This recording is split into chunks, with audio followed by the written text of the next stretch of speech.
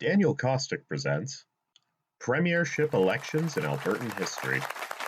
This election took place on August 17th, 1948, and was the 11th election in the province's history. It would come 1 year after the oil boom of 1947 and 3 years after the end of World War II. Premier Ernest Manning's term was a smooth and productive one for the province. During this term, social credit would evolve into a party disassociated with the ideas of Major Douglas and into a party that represented conservative values of individual liberty and economic freedom. In 1947, oil was discovered near Leduc and resulted in an economic boom that lasted many years. The resulting population boom nearly doubled Alberta's population over a decade into the 1950s. In particular, Calgary saw many oil companies set up their corporate offices in the city, causing a local economic boom. The Social Credit Party was also one of the first parties in Canada to purge anti-Semites from its ranks. After the end of the war, Manning's government began the Alberta Red Scare in 1946. During the scare, communist propaganda films, Hollywood films that espoused leftist ideals, and British films that supported the United Nations were banned. Additionally, labor strikes were denounced as sympathetic to communism and totalitarianism, and a strike by coal miners in 1948 would lead to a rewrite of the labor laws which allowed the government to shut strike down. Manning was steadfast in defying union demands, which halted any rise of a militant union in Alberta. In 1945, Norman Jacques, the MP for Wetaskiwin, claimed that the CBC and other organizations had been infiltrated and were promoting communism. These claims would bear fruit, as 2 years later Fred Rose, the MP for Cartier, was expelled from Parliament, jailed, and deported after it was discovered that he was leading a sizable Soviet spy ring. While Manning was slowly purging Douglasite loyalists from influential positions, the Social Credit Board was still led by L.D. Byrne and continuing to put out increasingly anti-Semitic reports. In 1947, the board released a report stating similar things to their 1943 report, along with stating new demands. Among these demands was the removal of the secret ballot, the appropriation of farmland by the government, and abolishment of all political parties. Manning, for his part, saw this as a direct challenge to his leadership and an affront to democracy. As such, after this report was published, he introduced a resolution to condemn, repudiate, and completely disassociate the government from any statements that are incompatible with British democratic ideals, or endorse anti-Semitism, racial, or religious intolerance of any form. Afterwards, Manning sped up his Douglasite purge and announced that the Social Credit Board would be officially dissolved in March of 1948. From November up until that time, Manning sped up the process of removing any social credit Puritans from positions of power. These purges would continue until after the election and would see anyone loyal to Douglasite beliefs removed from caucus and shuffled out of cabinet. Some of the big names involved were Albert Boursier, MLA for Lac Ste. Anne, Social Credit Board members James McPherson, the MLA for Bruce, and Selmer Berg, the MLA for Alexandra, and Ronald Ainsley, Minister of Education and MLA for Leduc. The official end of the purge would come after Manning would demand and accept Byrne's resignation as Deputy Minister of Economic Affairs, bringing an end to social credit theories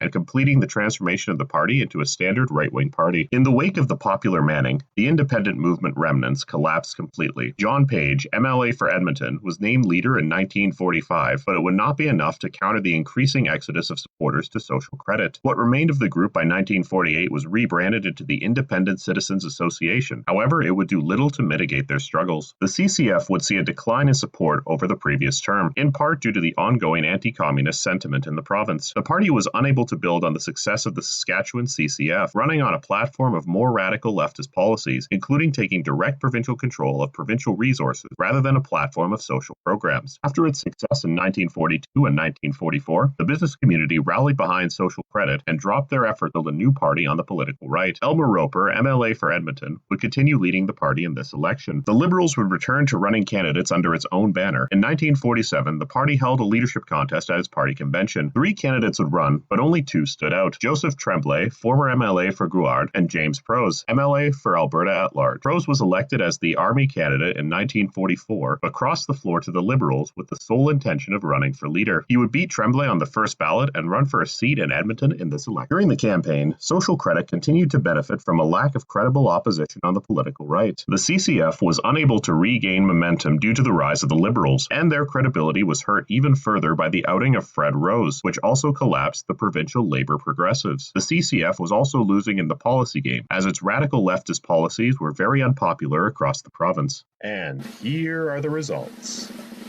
Ernest Manning won, securing 51 out of a possible 57 seats while securing 55.6% of the popular vote, even in seats and up 5.1% from 1944. Next came Elmer Roper, whose CCF won 2 seats and 19.1% of the popular vote, even in seats and down 5.1% since 1944. Next came James Prose, whose Liberals won 2 seats and 17.9% of the popular vote. Finally came John Page, whose Independent Citizens Movement won 0 seats and 1.35% of the popular vote, down 3 seats and 14.95% since 1944. This election would solidify the Manning era in Alberta politics. Due to a mix of a strong economy, elimination of extremist elements, and a general anti-CCF sentiment, Alberta would effectively become a one-party province. The collapse of the independent movement would effectively result in no serious challenges on the political right for the next decade. While the Liberals would see a return to the legislature for the first time since 1944, it was unable to break the hold that social credit had across the province. The CCF would see the first of many drops in votes. This election also saw a plebiscite on nationalizing the generation and distribution of electricity, with the majority voting in favor of keeping these services privately owned.